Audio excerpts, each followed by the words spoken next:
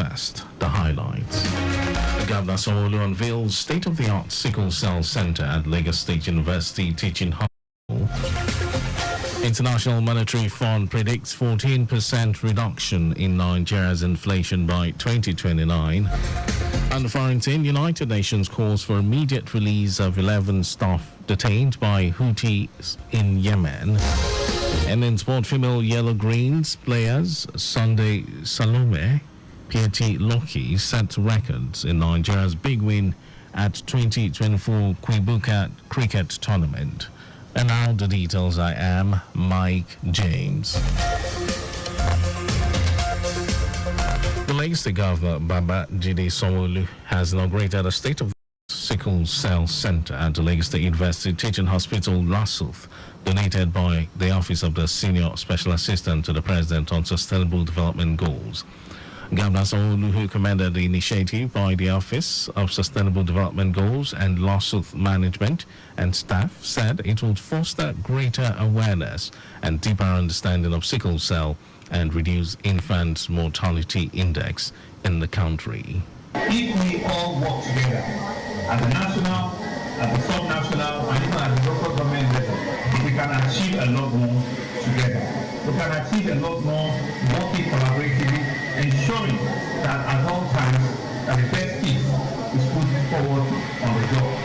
I would like to therefore acknowledge the collaborative efforts of the Lagos State Government, the Office of SGD, the President, but more importantly, the collaboration that was seen with the management and the staff of LASUTH. Senior Special Assistant to the President on Sustainable Development Goals, Adejoke Orilukpe Adefulire, noted that the World Health Organization declared that the sickle cell disease is a global public health concern and encouraged countries with high disease burden to establish newborn screening programs to detect affected children early and apply evidence-based interventions for a better outcome. Our own intervention in critical areas to support programs and that this is what we are here to commission today. The best thing that I lost my immediate junior sister at the age of 29 with sickle cell disease disorder many years. I got to my dance and the trauma still went to me. And that also contributes to why we get more implemented, and I hope that we will do more on Lagos State and do in many other states. Minister of State for Health and Social Welfare, Tunji Alausa, described the provision of the center as a significant milestone in efforts to combat communicable diseases and find positive outcomes for the health system, reiterating the commitment of the Bola Tinubu administration to provide robust infrastructure in collaboration with states to deliver quality healthcare to Nigerians. Earlier in his welcome address, Chief Medical Director of LASUTH, Adetokunbo Fabao, who commended the Office of Sustainable Development Goals for the donation, noted that LASUTH has been able to attract public-private partnerships with immense benefit to residents of the state. Fabao expressed appreciation to Governor Sanwo-Olu for his administration's support, especially subsidizing open heart surgery for 50 Lagosians, hoping for more. Our correspondent Adiola Akindele quotes the Senior Special Assistant to the President on Sustainable Development Goals, Adejoke Orilukpe Adefulire, that approximately 1 in 4 or 25% of Nigerians carries a sickle gene, meaning that about 50 million people can transmit the gene to their children. Hence, the establishment of the center as a one-stop center to achieve positive outcomes. As the 90-day amnesty period approved by Governor Babajide Sanwo-Olu for property owners and developers to obtain requisite building permits enters the second month, the Lagos State Fiscal Planning Permit Authority, LASPA, has intensified its advocacy, imploring more house owners to maximize the amnesty window to obtain their building permits. During the motorized campaign and backed upon by LASPA officials to different parts of the state, the staff engaged residents, distributing flyers and sensitizing them on the need to access the amnesty opportunity. The officials of LASPA who stopped over at the Ministry of Fiscal Planning and Urban Development in Alausa were received by top officials of the ministry, led by the Director of Admin and Human Resource, Office of Fiscal Planning, Taiwo Feshomu, On behalf of the Commissioner for the Ministry, Oluyinka Olumide, he acknowledged the tenacity of LASPA in ensuring that residents of the state are fully aware of the amnesty opportunity approved by the state governor. Olumide stated that the state government, through the approval of the amnesty program without payment of penalty, has again shown itself as a government with human face.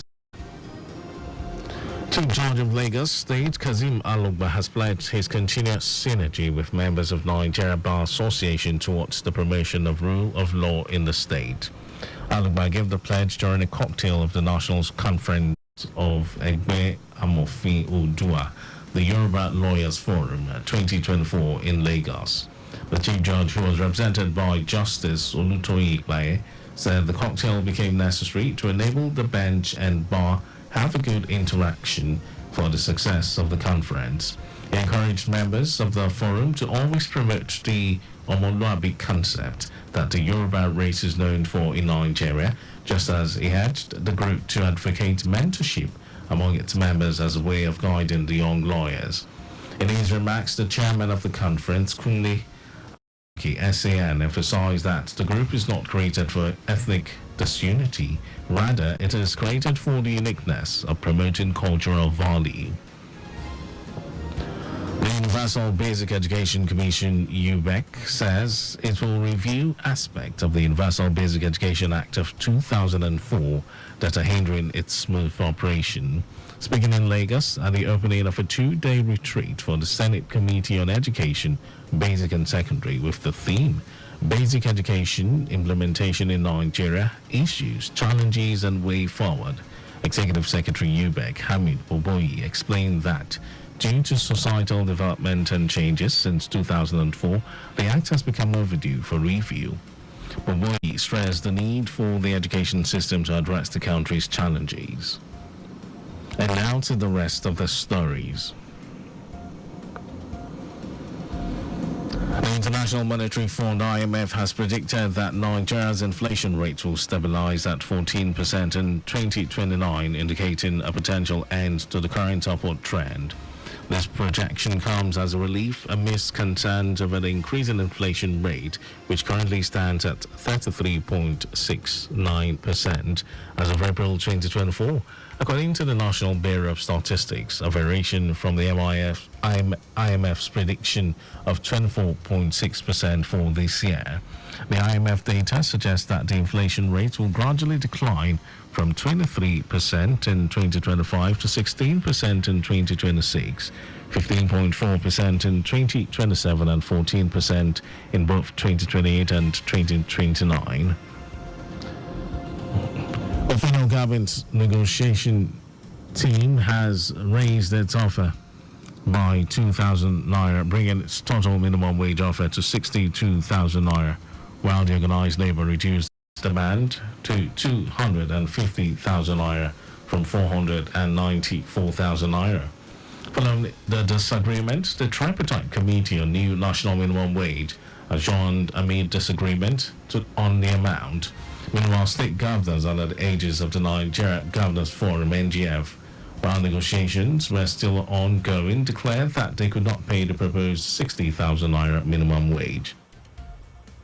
The governors, in a statement issued by the Director of Media and Public Affairs for NGF, Halima Hamed, said the 60,000 naira minimum wage proposal by the federal government is not sustainable.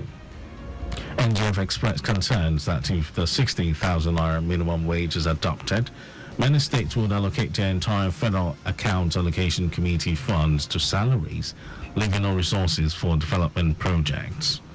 And in some foreign news, the United Nations UN has called for the immediate release of 11 of its personnel who have been detained by Houthi movement in Yemen. A report says the employees were taken in various parts of the conflict-torn country in what appears to be a coordinated crackdown. UN spokesman Stephen Dujarric said the world body was pursuing all available channels to secure their safe and unconditional release as rapidly as possible. The armed group sees itself as part of an Iranian-led axis of resistance against Israel, the U.S., and the wider West that has declared its support for Palestinians in the Gaza Strip. The Houthis have been targeting commercial shipping in the Red Sea, triggering retaliatory airstrikes by the United States and its allies. Reports quoting officials from Yemen's internationally recognized government say several employees of other international organizations were also detained.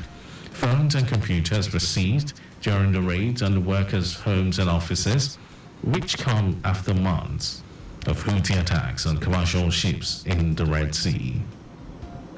And then in sports news, female yellow-green players Sunday Salome and Piety Loki have smashed each other's records at the ongoing 2024 Kwibuka Women's T20I tournament as the senior women's team recorded the biggest margin of win by thrashing Malawi by 90 runs in their last round robin game. Malawi's 90 runs for the loss of 6 wickets stood no chance against the hard-batting Nigerians, who posed a whopping 180 runs for the loss of 6 wickets in their allotted overs.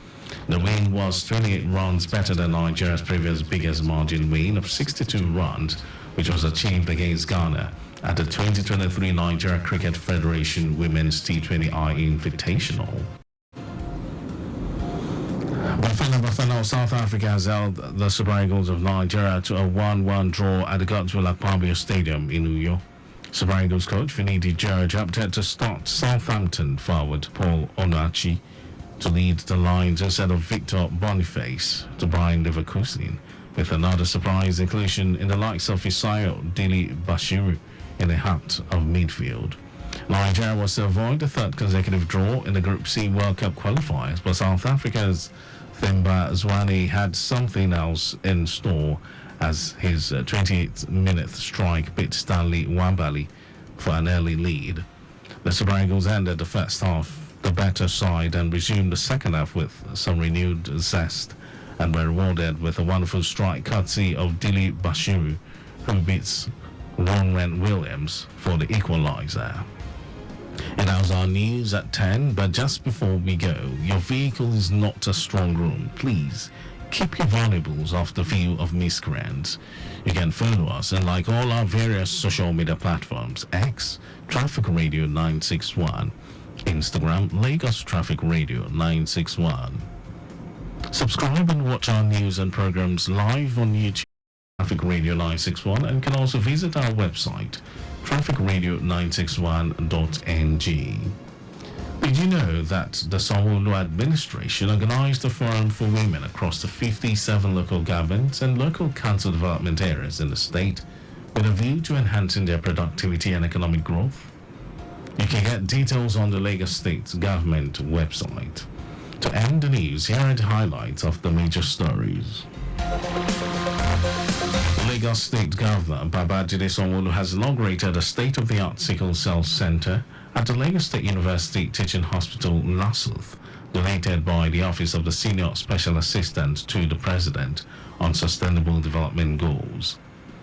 The International Monetary Fund, IMF, has predicted that Nigeria's inflation rate will stabilize at 14% in 2029, indicating a potential end to the current upward trend. And we also told you that the United Nations UN has called for the immediate release of 11 of its personnel who have been detained by the Houthi movement in Yemen. And in sports, female Yellow Greens players Sunday Salome and Piety Loki have smashed each other's records at the ongoing 2024 Kwibuka Women's T20I tournament as the senior women's team recorded the biggest margin of win by thrashing Malawi by 90 runs in their last round-robin game. And for contact with the newsroom, send a message to info@trafficradio961.ng.